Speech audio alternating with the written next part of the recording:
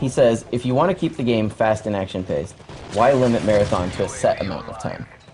It's a balancing thing. It's you know, we liked how it worked very much in extreme conditioning and how the maps are balanced out this time around. It worked fairly well for Modern Warfare 2, but we you know, it still keeps it fast-paced. It just doesn't, you know, make it the be-all running first. Requires you to have a bit more strategy, especially in things like capture the flag, where Marathon was fairly, you know, fairly powerful in capture the flag in Modern Warfare 2, where now it requires you to also have that speed, but also have you rely on fighting as well. Elcon, you're going to get a copy of Modern Warfare 3 for the platform of your choice.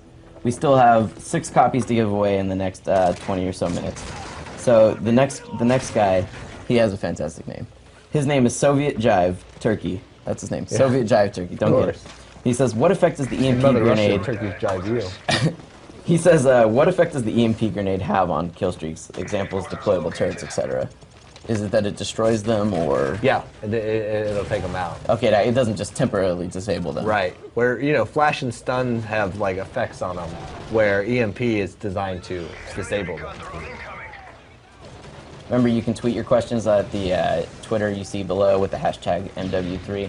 We're taking questions about anything you've seen today. Single player, multiplayer, Spec Ops. Right now, we're towards the tail end of a match for, sorry, I'm spacing with the headquarters. Headquarters, right. What's he using? XM25? Yeah. So see, now here, when he's aimed in, he has to mark a distance. So if he presses left on the left stick, it will mark the distance in which that grenade will be programmed to explode. So this one explodes in the air? Yes, based on the distance that he marks. Yeah, so it will, if somebody's behind a something, right, it will maybe go a meter past and explode down. So it can basically render cover ineffective? Yes, absolutely. But you have to manually laze that distance in multiplayer. Something you don't have to do in a single player. It's the difference between taking the same weapon that was in single player and rebalancing it so it's not overpowered in multiplayer. Yeah, I imagine that's something that's a challenge, right? Are there many weapons that have been changed between multiplayer and single player? Because in single player, you maybe want the player to feel more empowered than you want them to. Well, they have to check them all. So. Yeah, I'd say every weapon goes to a rebalancing when it comes to multiplayer, in terms of reload speed and weapon damage and all that stuff.